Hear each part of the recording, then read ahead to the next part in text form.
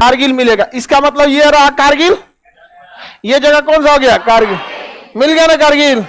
सोचिए वो चोट्टा यहां घुस गया था 1999 में, परवेज मुशर्रफ मर गया, अभी इसी हफ्ते मरा।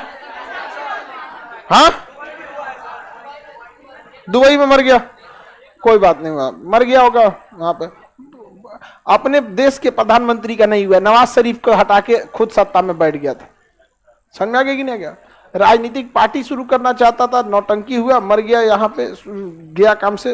परवेज मुशर्रफ दुनिया में कह रहा था कि हमें नहीं पता कारगिल में कैसे आतंकवादी घुस गया। सर जब परवेज मुशर्रफ को चुनाव लड़ना था तो कहा था कि हमने आतंकवादियों को भेज के भारत का गर्दन पकड़ लिया था। हम लोग ने दांते काट लिया, गर्दन पकड़ेंगे हम लोग। बकोट ना लेगा आदमी, गर्दन पकड़ेगा तो तुम यहां आगे बढ़े। कारगिल में 1999 में ऑपरेशन विजय चलाया गया। इन पाकिस्तानियों ने हमसे गद्दारी किया था, क्योंकि जब हम लोगों ने पाकिस्तानियों को धोया था वॉशिंग मशीन में 1971 में, वॉशिंग मशीन में धोए थे लोग 1971। ये बहुत बहादुर बहादुर बोलते हैं ना, दुनिया में इनसे डरपोक कोई पैदा नहीं हुआ। समझ में आ गया? 93,000 फौजियों ने सरेंडर किया, 93,000 सैनिकों ने अपना बंदूक निकाल के रख दिया, घुटने पे सरेंडर किया था। 93,000। अब बहुत प्राचीन काल की बात नहीं बता रहे, 1971 की बात। अरे डूब मरना चाहिए उन ससुरों को। 93,000 फौज वाले हो, दौड़ दोगे तो फौज भागेगी, दौड़ दोगे तो युद्ध का आगे बढ़ जाएगा 2 महीना। सोचिए 93,000 फौज तो यूक्रेन की नहीं थी, और पूरे रूस से पीछे नहीं हटे, सब डट के खड़े हो गए, सबकी नहीं खड़े हो गए। इतना छोटा देश यूक्रेन, लेकिन ये लड़ गया। होता भी है, देखिए जब किसी बच्चे के ऊपर से उसका मां का साया हट जाता है ना तो कमजोर हो जाता है। समझ में आ गया कि नहीं आ गया? बेचारा क्या हो गया? कमजोर हो गया। 93,000 फौजियों ने क्या कर दिया? सरेंडर कर दिया। और हम लोगों ने उन्हें बहुत इज्जत से दिया था, और हम लोग जब उन्हें रखे थे 6 महीना तक जेल में ना, कचर के खाना खाया था सब। हम लोग का अनाज खत्म हो गया, तीसरी पंचवर्षीय योजना रद्द हो गई, चौथी पंचवर्षीय योजना रद्द हो गई। समझ में आ गया नहीं आ गया? पूरी तरह रद्द खाया था दबा के एकदम बढ़िया से एकदम। हम लोग भी खिलाए तो लिखा, सोचा तो नहीं यहाँ पे। हाँ, बहुत दिन बाद मिला होगा यहाँ पे। आगे देखिए, तो ये 1971 में जब लड़ाई हुई थी तो हम लोगों ने एक समझौता किया 1972 में, शिमला समझौता। पाकिस्तान ने कहा आपकी हम हर बात मानेंगे, हमारे इन 93,000 नाकारा लोगों को छोड़ दीजिए। तो हम लोगों ने 93,000 नाकारा लोगों को छोड़ दिया। और 1972 के शिमला समझौते में कहा गया था कि हम लोग जो बहुत ठंड वाले एरिया है वहां से अपनी अपनी फौज को पीछे खींच लेंगे ठंडी के दिन में। ठीक है, ठंड के दिन में एक दिन दोनों सैनिक कहेंगे कि अब ठंड का मौसम आ गया, अब हम भी पीछे हटते हैं, आप भी पीछे हटिए। फिर एक डेट फिक्स हो जाएगा कि इस दिन हम वापस अपने अपने पोस्ट पर आ जाएंगे। हम लोग अपने इस नियम को बहुत अच्छे से फॉलो करते थे। लेकिन 1999 में पाकिस्तान कहा ठीक है हम पीछे हटते हैं, हटा। अब भारत भी हटा ना, तो 2 दिन बाद अपने आ गया, और भारत के भी बंकरों में घुस के बैठ गए। और हमारे सैनिक जब जा रहे थे ड्यूटी करने, आराम से मार के छलनी कर दिया। भारत ने कहा ये तो गलत बात है, ये तो गलत है।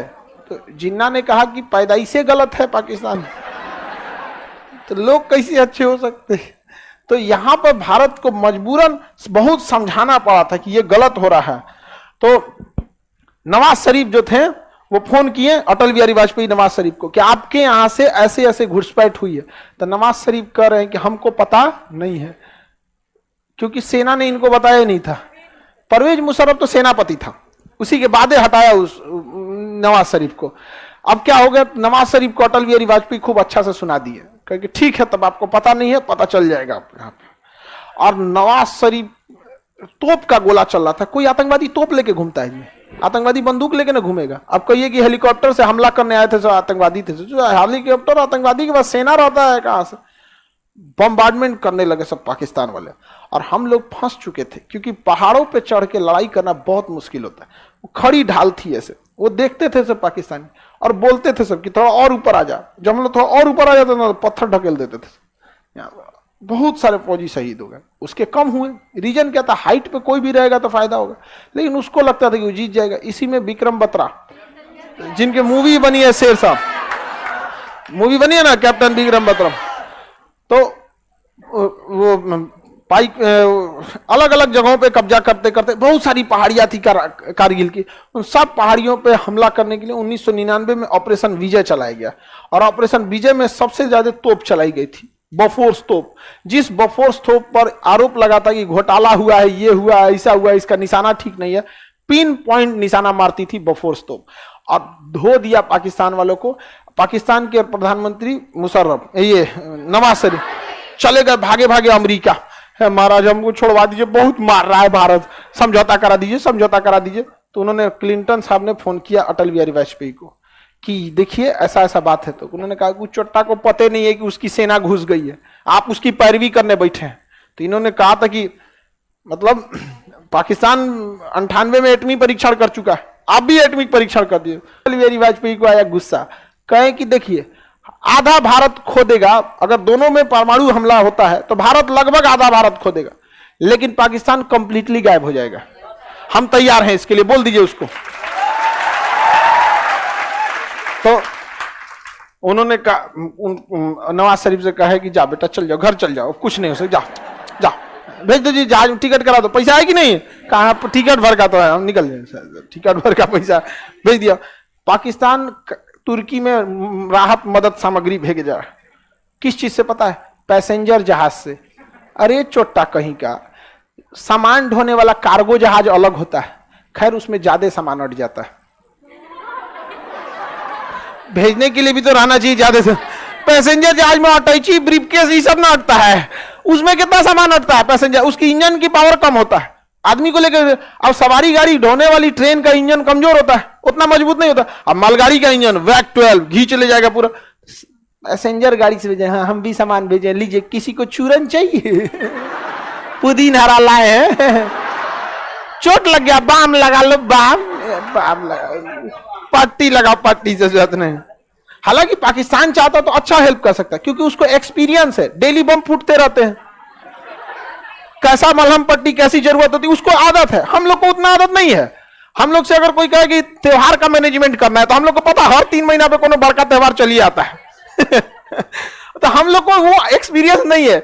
वहां तो डेली 4 दिन, हर 2 दिन गैप करके MWF और TTS में बम फूटते रहता है, तो वहां आदत है कैसे किसी को निकालना है, क्या है। हम लोग तो देख के मरमाहत हो जाएंगे, अरे बाप रे कितना गलत हुआ यहाँ पे, ओहो पिछली बार तो हुआ ही था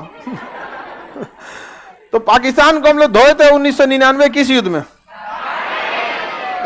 कारगिल की लड़ाई। किसकी लड़ाई में, कारगिल की लड़ाई में। पाकिस्तान की स्कूलों में यह पढ़ाया जाता है कि भारत के लोग कमजोर होते हैं। ये 93,000 कहां गए सब, हाँ पता नहीं क्यों लोग बड़े होके बाप को भूल जाते हैं, गलत बात है। हम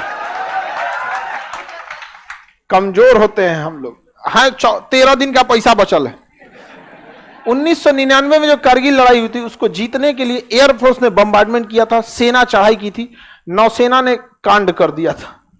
सारा कांड कौन कर दिया, नौसेना। वरना पाकिस्तान पीछे नहीं हट रहा था, क्योंकि ना देखिए एक आदमी है जिसका मतलब कोई मतलब, देखिए आप अगर पढ़े लिखे हैं तो आप लड़ाई झगड़ा से क्या चाहेंगे, बचना चाहेंगे, क्योंकि आपका विकास रुक जाएगा। लेकिन कोई ये आदमी है जिसको कोई ना पढ़ाई लिखाई से मतलब है, जिंदगी का मकसद बस खा के सो जाना। गांव में भी कुछ लोग देखिएगा ना बच्चों को पढ़ाते हैं ना कुछ करते हैं, दिन भर कुछ इधर से इधर काम करेंगे, एक दिन का खाना लाएंगे, उससे आप नहीं लड़ पाएंगे। उससे कहां लड़िएगा, उससे वो बदतमीजी पे उतर जाएगा, गाली गलौज करने लगेगा। पाकिस्तान के साथ भी यही था। इंडियन नेवी ने कहा कोई बात नहीं, भूत उतारते हैं। इंडियन नेवी यहां नौसेना की पूरी जहाजें लगा दी, ब्लॉक कर दिया। पाकिस्तान के पास महज 7 दिन का पेट्रोलियम बचा था, उसके बाद वहां ब्लैकआउट हो जाता। किसी की गाड़ी खड़ी है, पेट्रोल नहीं है, नहीं क्या है, ब्लॉक कर दिया। कौन, अब्बू। आगे बढ़े पाकिस्तान को क्या कर दिया, ब्लॉक कर दिया गया। तुम लोग हंसने क्यों लगता है भारत ने पूरी तरह ब्लॉक कर दिया। पाकिस्तान का सरेंडर करते हैं हम यहाँ पे। आतंकवादी का हम वापस नहीं आएंगे, तो पाकिस्तान वाले किसी के नहीं है, सब यहां से नेवी ने ब्लॉक कर दिया। आई सब यहाँ आतंकवादी चढ़ाए थे सब, कहा भारत इधर से धो रहा था, पूरी बढ़िया से धो दिया यहाँ पे। अब यहाँ नेवी लग गई, पाकिस्तान की मजबूरी हो गई, आतंकवादियों को वापस बुलाओ, आतंकवादी कर हम वापस नहीं आएंगे, बड़ी बढ़िया जगह पे बैठे हैं। पाकिस्तान वाले से उन सबका खाना पीना छोड़ दिया, पीछे से सप्लाई रोक दिया, और भूखाइले रह गया। हम लोग उसको खाना खिला खिला मारे थे लोग। कहाँ रहा है, कौन चीज खाओ, लिट्टी खाओगे, लिट्टी लिट्टी खिलाओ खिलाओ इसको लिट्टी। अब बेचारा पहाड़ पे से गिरा, दांत और टूट गया, और लिट्टी कैसे खाए गया है? तो में मुहुआ में ठूस के, हाँ हाँ लो लो लो, अल्लाह धाए, अब गोली खाओ। हम खाना खिलाएंगे इसका मतलब ये थोड़ी कि गोली नहीं खिलाएंगे, दोनों खाओ, दोनों इज्जत में। यहाँ पे मार के रद्द कर दिया गया आदमी। इसको समझ में आ गया कि नहीं आ गया? इसको मारना नहीं है, समझ में आ गया कि नहीं आ गया? आगे बढ़ जाए। अच्छा, ये लोग भी होते हैं ना, इन लोग के आपको लगेगा कि यहाँ की मेंटेलिटी बहुत खराब है, बहुत, मतलब एजुकेशन लेवल इतना खराब है। एक बात बताइए, किसी के घर गिर गया, लोग मर गए, घर में 35,000 के आसपास, लगभग 30,000 से ज्यादा लोग मर गए, उसमें कोई प्रधानमंत्री आएगा कि हम देखने आए हैं पुछार में आपके यहाँ? कहां से? प्रधानमंत्री को आने में बहुत प्रोटोकॉल फॉलो करना पड़ता है। इस चोट्टा को नहीं समझ में आ रहा है कि वहां के लोगों को डिस्टरबेंस होगा, तो स्पष्ट लिखते हैं कि मैं आ रहा हूं तुर्की के लोगों को संवेदना व्यक्त करने। पता नहीं चोट्टा कहां कहां दिमाग लगाता। अब उसको बकायदा ट्वीट कर रहा है, अरे एक बार कंफर्म हो जाने तो उधर से आने को परमिशन दे रहा है कि नहीं, वो कैंसिल कर दिया, निकल यहां से चोट्टा कहीं का। यहां देख रहा है भूकंप आई है, यहां लोग मर रहे हैं, इनके आइए आइए आइए यहाँ पे। पाकिस्तान ने सोचा होगा कि वैसे भी कहीं जाते हैं तो इज्जत मिलता नहीं है, तो वहां क्या दिक्कत, चल जाएंगे, देखेंगे क्या हो गया जी, घर गिर गया, चलाएंगे वापस यहाँ पे। लेकिन कैंसिल कर दिया तुर्की, जाओ वापस जाओ यहाँ से, आगे बढ़ जा, किसी को दिक्कत नहीं। पैसा मांगने गया होगा, हाँ सब लोग डरता है पाकिस्तान से। हम भी कहते हैं मोदी जी को आने को बोलेगा तो पहले कह दीजिएगा हम पैसा वैसा ना दे, तो आना है तो आप पैसा वैसा ना देंगे, हम यहाँ पे खाना पीना तुमको बढ़िया से खिलाएंगे, तुम जो खाना खाओ, राजस्थानी, गुजराती, मराठी, बिहारी, पंजाबी, जो खाना खाओ खाएगा आदमी, इडली डोसा सब खिलाएगा आदमी। समझ में आ गया कि नहीं आ गया? लिट्टी चोखा, जिस खटिया पे बैठा के लिट्टी चोखा खिलाएंगे, खूब से खूब खटिया दान दे देंगे, ले जाओ, पैसा मत मांगना है यहाँ पे, ना कर्जा नहीं देंगे यहाँ पे। आगे बढ़े। पाकिस्तान का हालत बहुत बुरा। अफगानिस्तान ज्यादा ताकतवर हो गया पाकिस्तान से। मीडिया ने अफगानिस्तान के तालिबान से पूछा था ना कि पाकिस्तान क्यों नहीं कब्जा कर लेते, तो कह रहे उसका कर्जा भरना पड़ेगा हमको।